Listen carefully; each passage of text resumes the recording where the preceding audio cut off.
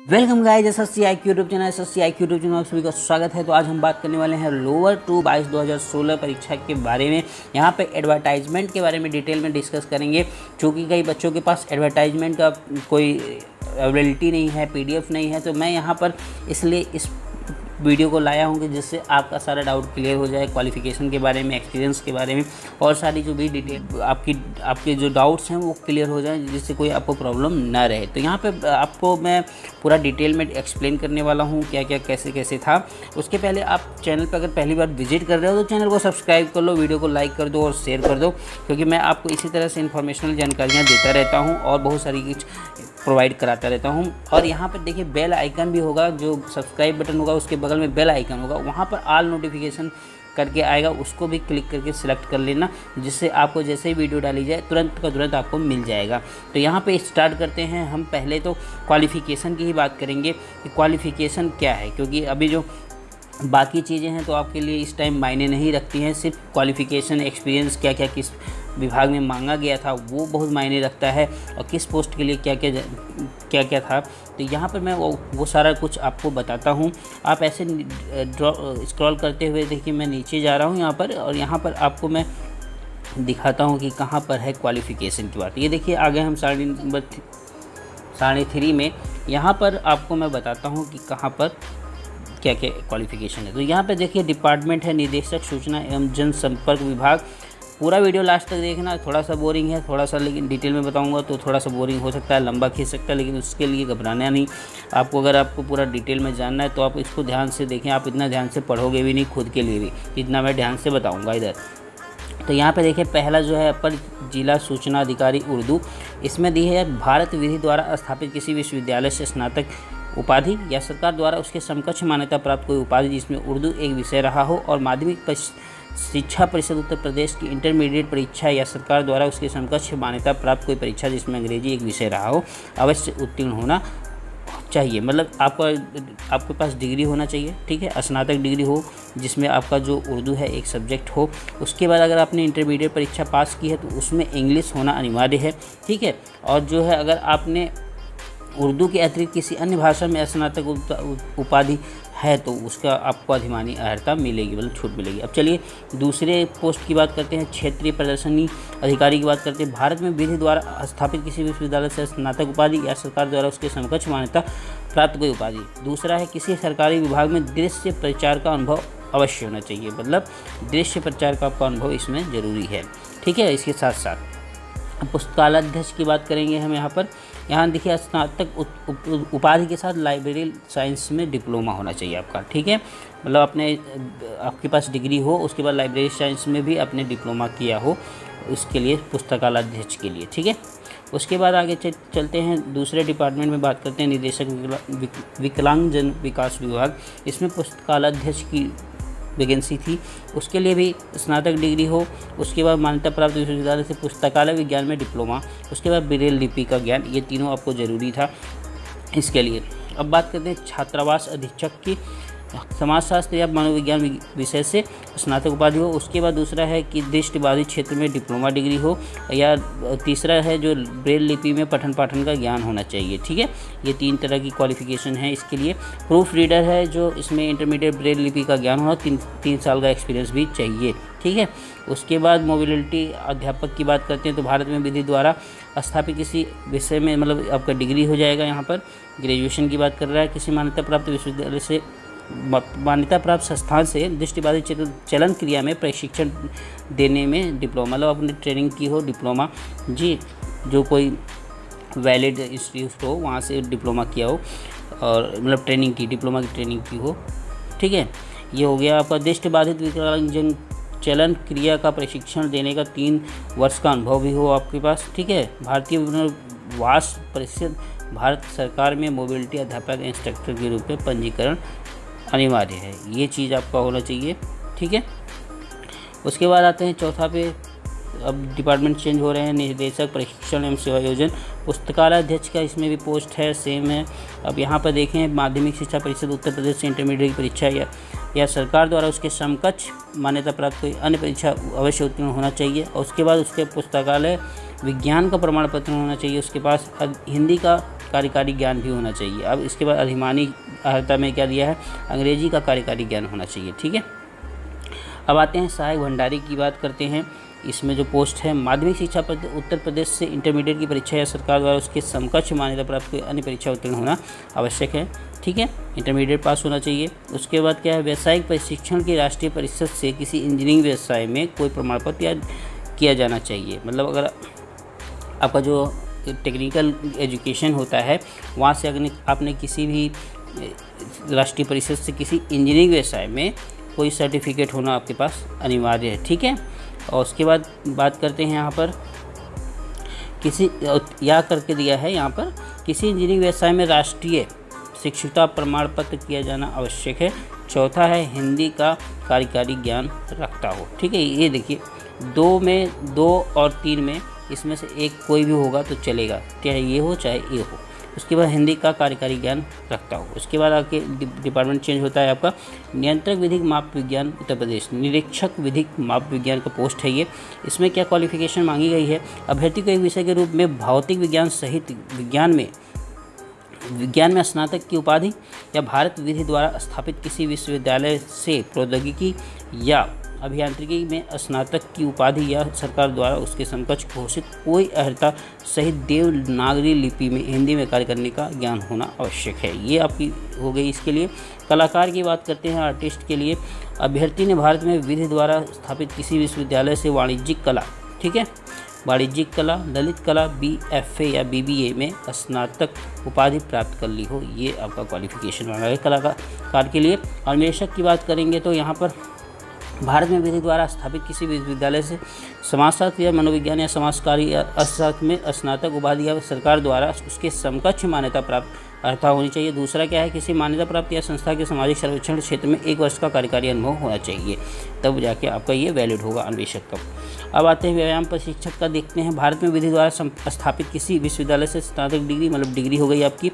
और उसके बाद दूसरा नंबर है मान्यता प्राप्त संस्था से शारीरिक शिक्षा में डिप्लोमा या सरकार द्वारा उसके समकक्ष मान्यता कोई मतलब जो फिजिकल एजुकेशन है उसमें आपका डिप्लोमा होना चाहिए व्यायाम से प्रशिक्षक के लिए।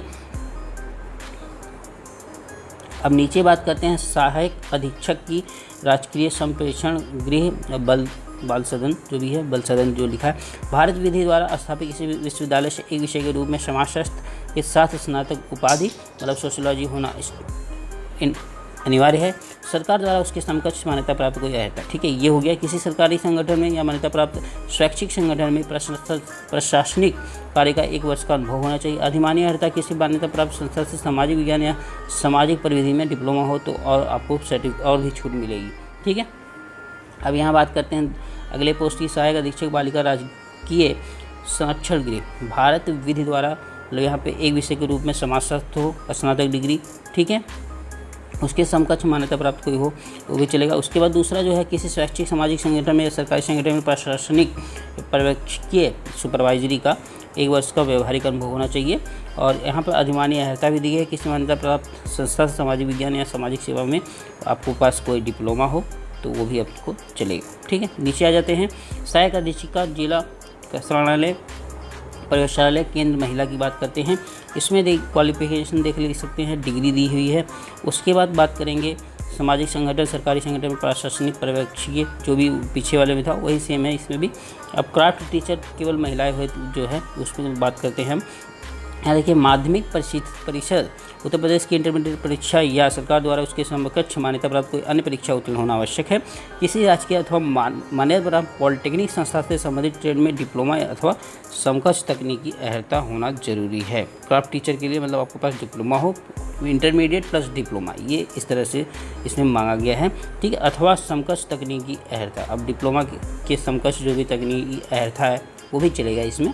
ठीक है, अब आते हैं नीचे, सहायक अध्यापक की बात करते हैं। माध्यमिक शिक्षा परिषद उत्तर प्रदेश की इंटरमीडिएट परीक्षा या सरकार द्वारा उसकी समकक्ष मान्यता प्राप्त कोई मतलब इंटरमीडिएट। उसके बाद दूसरा है, किसी सरकारी या मान्यता प्राप्त प्रशिक्षण संस्था से बेसिक टीचर प्रमाण पत्र, ठीक है, या हिंदुस्तानी टीचर्स प्रमाण पत्र या जूनियर टीचर प्रमाण पत्र होना आवश्यक है। उसके बाद अधिमानी का बात करते हैं, किसी मान्यता प्राप्त शिक्षण संस्थान में 2 वर्ष का अगर आपने टीचिंग किया है तो उसका भी बेनिफिट मिलेगा। ठीक है, 8वें नंबर बात करते हैं पुस्तकालय सहायक की। माध्यमिक शिक्षा परिषद उत्तर प्रदेश की इंटरमीडिएट परीक्षा या सरकार द्वारा उसके समकक्ष मान्यता, मतलब इंटरमीडिएट हो गया, उसके बाद पुस्तकालय विज्ञान में सर्टिफिकेट हो आपके पास। उसके बाद तीसरा है सरकारी या अर्ध सरकारी संस्था के किसी पुस्तकालय में पुस्तकालय सहायक रूप में कार्य करने का कम से कम 1 वर्ष का अनुभव होना चाहिए। ठीक है, ये क्लियर हो गया। अब अधिमानी की बात करेंगे। भारत में विधि द्वारा स्थापित किसी विश्वविद्यालय से स्नातक पद या पुस्तकालय विज्ञान में डिग्री या डिप्लोमा रखने वाले अभ्यर्थी को अधिमान दिया जाएगा। ये हो गया। अब चलते हैं सुपरवाइजर वर्ग 3 की बात करते हैं। यहाँ पर दिया है विज्ञान या किसी में इंटरमीडिएट के साथ खाद्य प्रसंस्करण में 1 वर्षीय डिप्लोमा होना चाहिए। मतलब आपने इंटरमीडिएट किया हो, उसके बाद खाद्य प्रसंस्करण में 1 वर्ष का डिप्लोमा हो, तो आप पर्यवेक्षक के लिए एलिजिबल हैं। चलो प्राविधिक पर्यवेक्षक की बात करते हैं। इसमें इंटरमीडिएट, ठीक है, इंटरमीडिएट बोला। उसके बाद आपको बोला दूसरा जो है पॉइंट, सिनेमेटोग्राफी रूल्स 1951 के नियम 29 के अधीन जिला मजिस्ट्रेट द्वारा जारी सिनेमेटोग्राफी ऑपरेटर अनुज्ञा पत्र अवश्य रखता हो। एक सर्टिफिकेट है जो जिला मजिस्ट्रेट द्वारा जारी किया जाता है सिनेमेटोग्राफी का, वो ऑपरेटर का, उसका वो पत्र भी आपके पास होना चाहिए। ठीक है, अब हम आगे बात करते हैं औद्योगिक सहकारी पर्यवेक्षक की। भारत में विधि द्वारा इसमें स्नातक डिग्री हो गई। फिर दूसरा है मान्यता संस्थान से सहकारिता में प्रशिक्षण, मतलब ट्रेनिंग करी हो और ऊपर से डिग्री हो आपके पास इस पोस्ट के लिए। इसके बाद बात करते हैं प्रयोगशाला सहायक रसायन, प्रयोगशाला जीव विज्ञान। भौतिक क्षेत्र में किसी मान्यता प्राप्त विश्वविद्यालय अथवा संस्थान से भौतिक शास्त्र या विधि विज्ञान के साथ भौतिक शास्त्र ग्रुप, नाभिकीय विज्ञान, उपकरणीय इलेक्ट्रॉनिक्स में BSc तथा अथवा उपकरणीय इलेक्ट्रॉनिक्स इंजीनियरिंग में बीटेक, मतलब बीटेक भी भर कर सकते हैं और BSc वाले भी इसको अप्लाई कर सकते हैं जिनका फिजिक्स रहा हो। ठीक है, फिजिक्स की बात की है इसमें स्पेशली। और यहाँ पर रसायन क्षेत्र में स्पेशली मांगा है डिग्री विथ केमिस्ट्री, और जो है जीव रसायन विज्ञान में भी BSc चलेगा।